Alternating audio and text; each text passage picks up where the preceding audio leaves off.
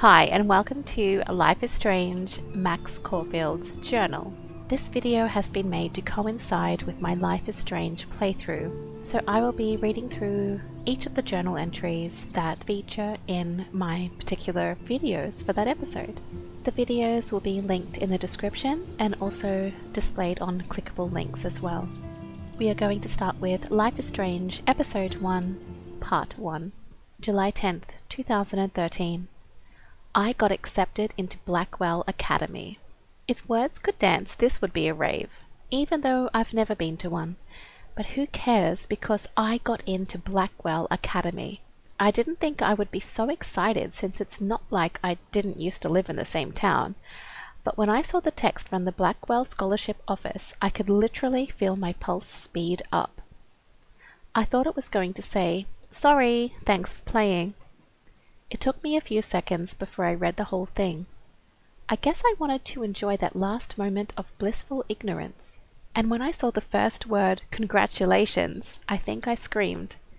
My mum cried and my dad laughed. They're so weird. But they're happy, and this means extra financial support because they don't have to pay anything to Blackwell. This means new clothes, and if I can work it, a new laptop. Oh, and I have to keep telling myself in caps that I am going to Blackwell Academy. August 18th, 2013. So this is it. I'm leaving Seattle to go back to Arcadia Bay. Usually people go to the high school closest to home. I suppose I am too, it's just I haven't lived there for 5 years. Out of all the best photography programs in the world, I choose to go to the smallest, back in a town I was excited about leaving. Maybe I wanted to come back all along, just to see if Chloe and I are still even friends. But I do wish Chloe could have moved with us to Seattle. That city was made for her. When we would play pirates in our rooms and in the woods, it seemed like Seattle was that fabled faraway island of treasure and adventure that we were always seeking. With coffee shops. But Seattle wasn't like a fable. Au contraire. Now Blackwell Academy seems more exotic to me than any other place in the world. To study photography under Mark Jefferson. Insert hearts and flowers. Plus there will be cool, diverse students from everywhere. It won't be like my high school now. I never really found a groove with my classmates. Or boys. I'm lucky I have a couple of great friends here. But it's time to ship out. So maybe Arcadia Bay will actually turn out to be the island of treasure and adventure I've been looking for. August 25, 2013. Shit is crazy here. I didn't realize how much crap I had to pack until I had to pack all my crap. Mum and Dad are getting a little too excited I'm clearing out my room, though I caught Mum crying when she was packing my shirts. That made me want to cry like a little girl and never leave Seattle. So instead of packing, I feel like burning all my clothes than just raiding a thrift store to build up a new Max wardrobe over my junior year. Not that I even have an old Max wardrobe. Nobody will know me except for Chloe, and who knows how different we are now. So I can cut my hair, get a tat and some piercings, maybe date a cute foreign exchange artiste from Paris or Rome. I could do anything, unless I get busted. And there will be so many super cool chances for my photography to get exposed. Thinking about that is when I get scared, but excited, and then I don't feel like crying at all. I get tingles down my arms, sensing the universe opening up for me. I can't wait to leave. I just want things to be different at Blackwell. September 2nd, 2013, 12:07 a.m. My first entry from my new dorm room the night before my first day at Blackwell. Whew. I haven't had any time to write or even take pictures since I got here. My shit is in boxes all over the room, which is small but mine, and I never want to leave. I can't wait to decorate. I plan a whole wall of photos. I did meet some of my dorm mates, though I suck at remembering names, so I won't bother right now. But I think I can already see who's going to be cool to me and who's not. It's a bitch trying to get settled into a new school and social scene after I finally found good friends in Seattle. But I'm here now, and this is the start of my new life. Sweet dreams. September 3rd, 2013. Blackwell sucks ass. I told myself not to whine so soon, but damn. The day started like Christmas morning. I barely had any dreams because I was so pumped to start my first official day of my new life. Like a dork, I couldn't figure out what to wear, so I chose what was on the floor. I'm no good with names and faces right away, but I picked up some names like Kate, Brooke, Taylor, Alyssa. And how could I forget Victoria Chase? Rich, stylish, entitled. I could feel instant judgment when she looked at my raggedy ass clothes. As if I'm at Blackwell to strike fashion poses. Maybe I'm being extra crispy sensitive, but I think Victoria wants life here to be like her own reality show. Ugh. So that wasn't fun, along with my general social unease. I thought it would be easier being back. Call the wambulance. I don't want this day to end all woe is Max. It was incredible to walk across the green campus in the morning mist. I love the stone steps and brick walls of Blackwell. Everything is a picture waiting to be taken. Speaking of, at least one great thing did happen today. Mr. Jefferson's photography class.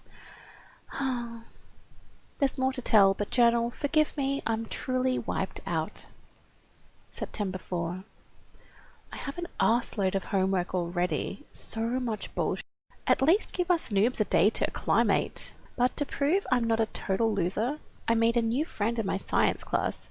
His name is Warren Graham, and he's a serious geek. Plus he's dark and witty. He comes across as kind of a know-it-all, but it turns out he does kind of know a lot.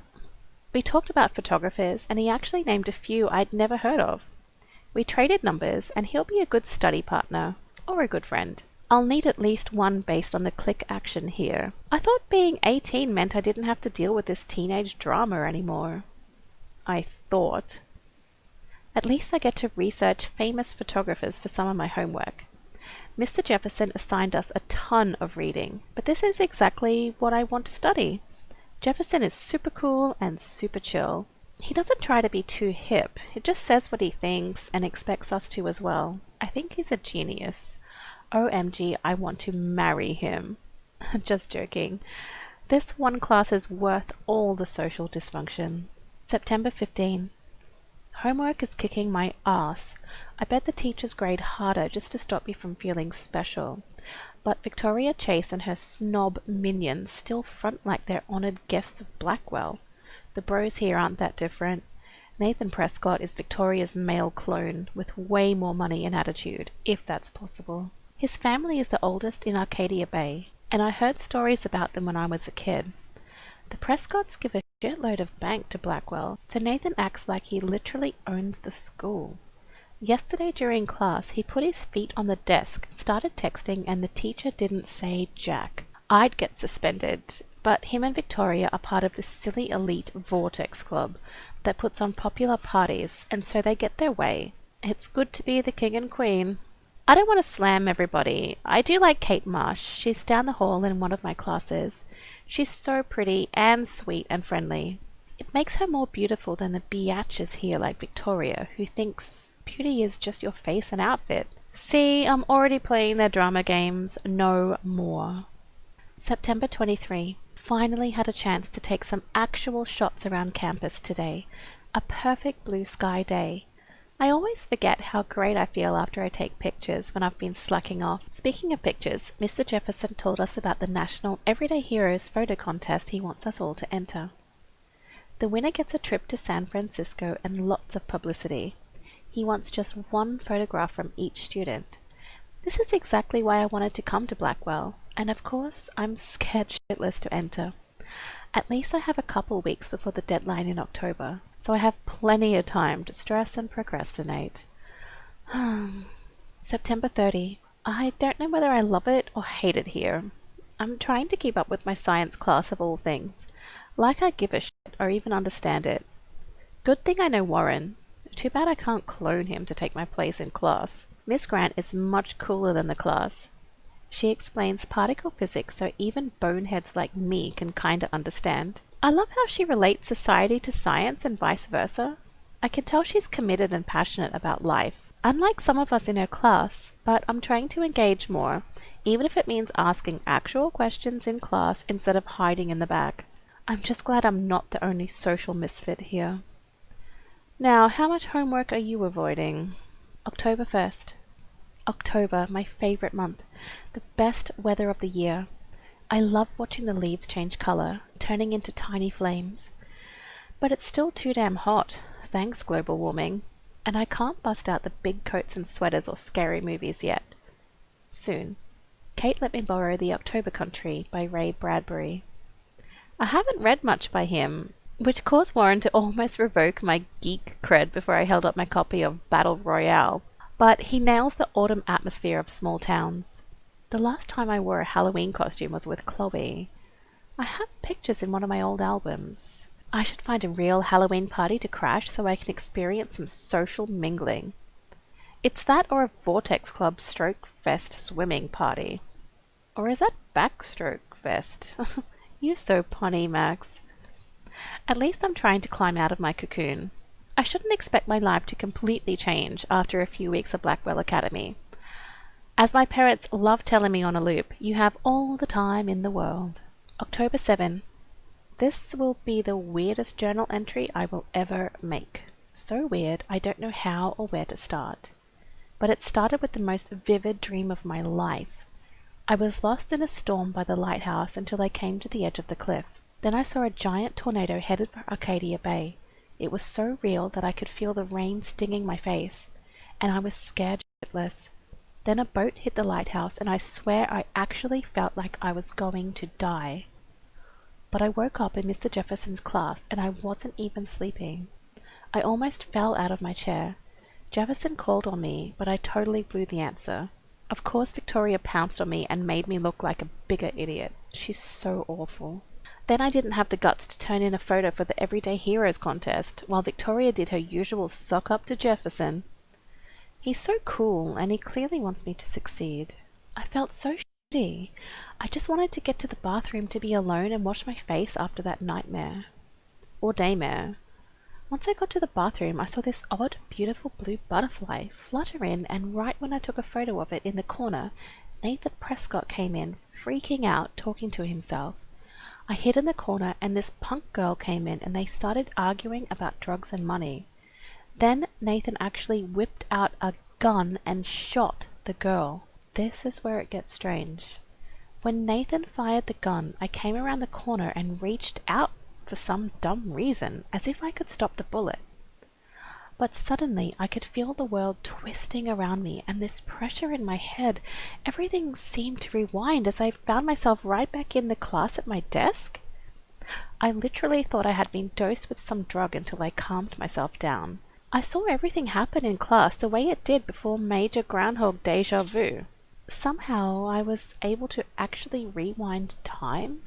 I knew the only way to find out if I was having a breakdown was to go back to the bathroom and see if I could save that girl from Nathan this time. I had no idea either. I just knew I couldn't live with myself if I let her die again. I escaped Jefferson this time by knowing exactly how to answer his questions and rushed to the bathroom. I hid in the corner again, and I couldn't believe it when Nathan showed up, freaking out all over again. Then the girl came into the bathroom, and before Nathan could shoot her, I smashed open the ancient fire alarm and scared both of them away. Victory. Until I got grilled by the security chief, David Madsen, who thinks he's Chuck Norris, Blackwell Ranger. Nathan Prescott almost kills a girl in the bathroom, but no, I'm the problem. I was so glad when Principal Wells stepped in to shoo David away. I wanted to inform Principal Wells that I saw Nathan waving a gun in the bathroom, but I didn't want to mention the girl or my new rewind abilities, for obvious reasons. I wouldn't know how to tell him without making me look crazy. He grilled me for being out in the hall during a fire alarm. I'm still glad I didn't have to tell him that Blackwell's most big deal student actually killed a girl in a previous timeline. So my school day started with an apocalyptic dream and then ended with saving a life and discovering I have some kind of power to rewind time. I don't know how to top that. Everything feels so surreal right now. I can't talk to anybody about this. Well, the only person I haven't seen in 5 years. I could confide in Warren. He's smart and knows science, so maybe he could even think of an explanation. Though I have no idea what that could be. Until I can figure this out, I better stay on the down low with this stuff and focus on my classes. Warren sent me a text asking for his flash drive back, even though I hadn't had the chance to check out all the cool shows and films on there. I watched a few episodes of Doctor Who and X-Files, binged on Full Metal Alchemist and Faster Pussycat Kill Kill. All kinds of Amazon women, black and white badassery. Tetsuo, a total cyberpunk trip with amazing visuals. And Scott Pilgrim, for about the millionth time. On a side note, I saw a missing persons poster on campus for Rachel Amber, a pretty Blackwell student who vanished. It's so sad to see her smiling face and think about the awful things that could have happened. If there was a way for me to rewind back 6 months, I totally would. I had to go back to the dorm to get Warren's flash drive, and yes, Victoria and her Vortex vixens blocked me from getting in, and even took my picture. It was so high school movie, I can't believe she did it. She actually told me to go F your selfie, though it was funny. I don't know why she has to act that way. She already has everything she wants, doesn't she? And she forced me to use my rewind until I finally came up with a way to get her out of my way. I don't want to use this power for trivial bullshit, especially if I have been given an actual gift from the universe, but it did give me a chance to test it out. But I felt like shit seeing Victoria sitting there by herself on the steps covered in paint.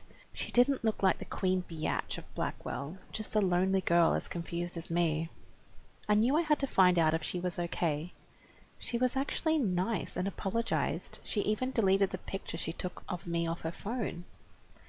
So maybe there's hope for the future. More high school drama.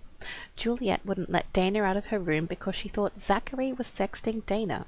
So stupid.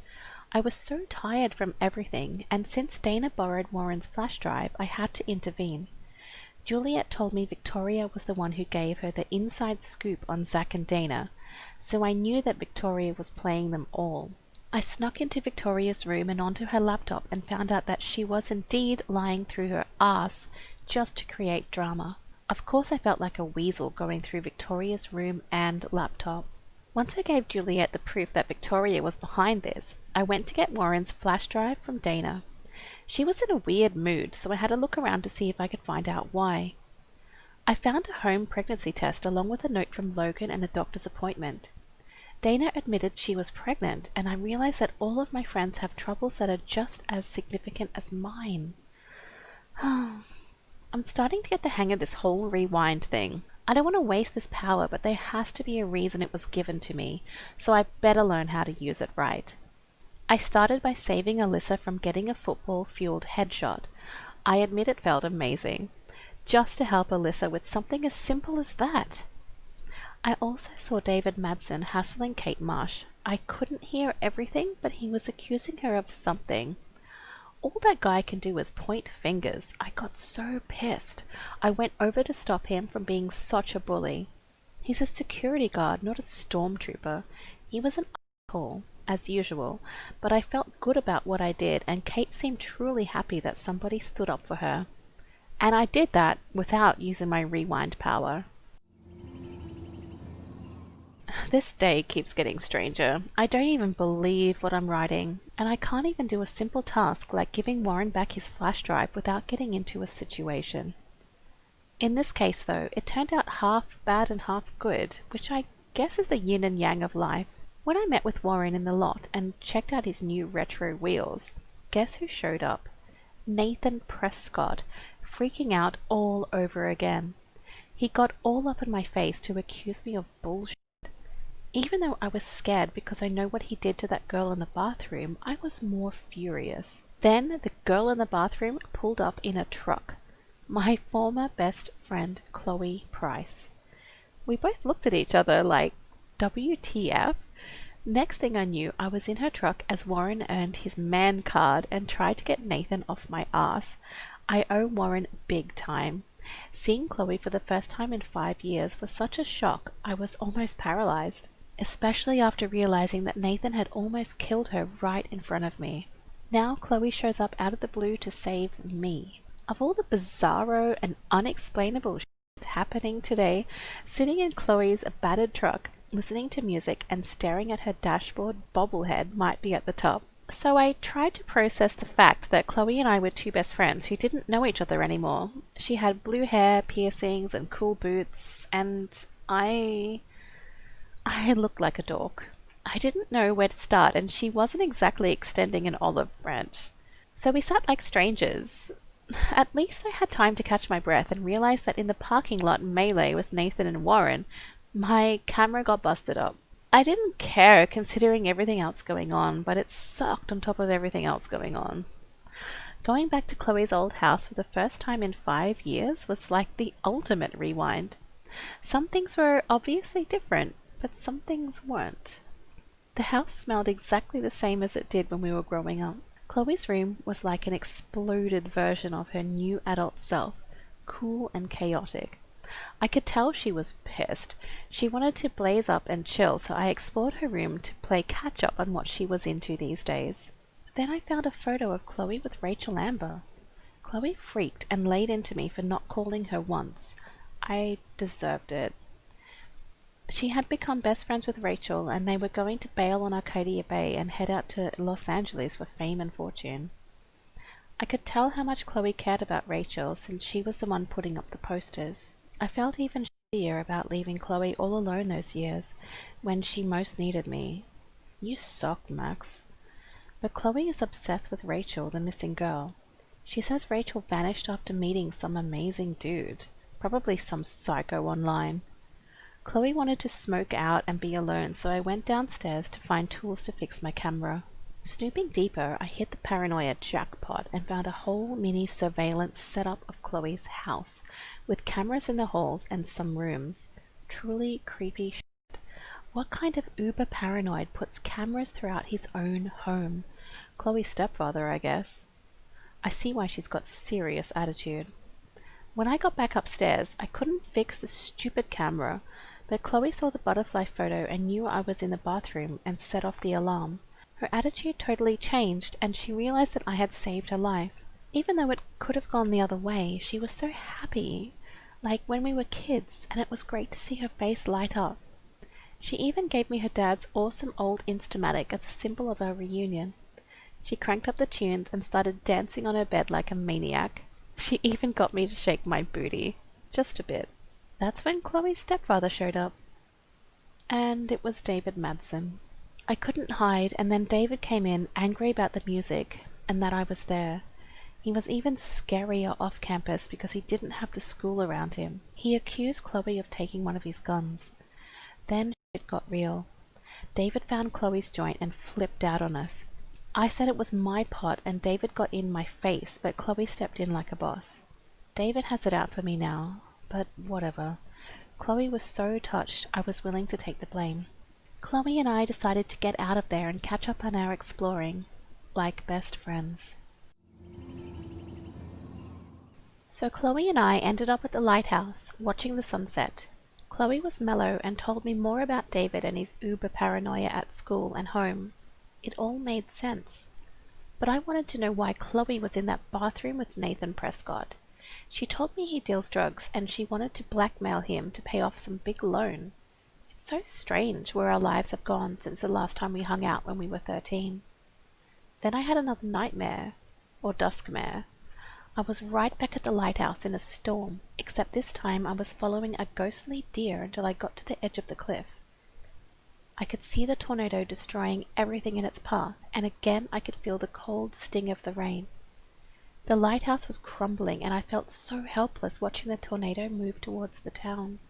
Then Chloe snapped me out of the dream, and I told her what I saw, and as if to make the day end on another unusual note, snow started falling from the sky in the warm sunset. It felt so weird, ominous and beautiful all at once, especially standing there with my best friend. And on that positive thought, I have officially earned a great night's sleep.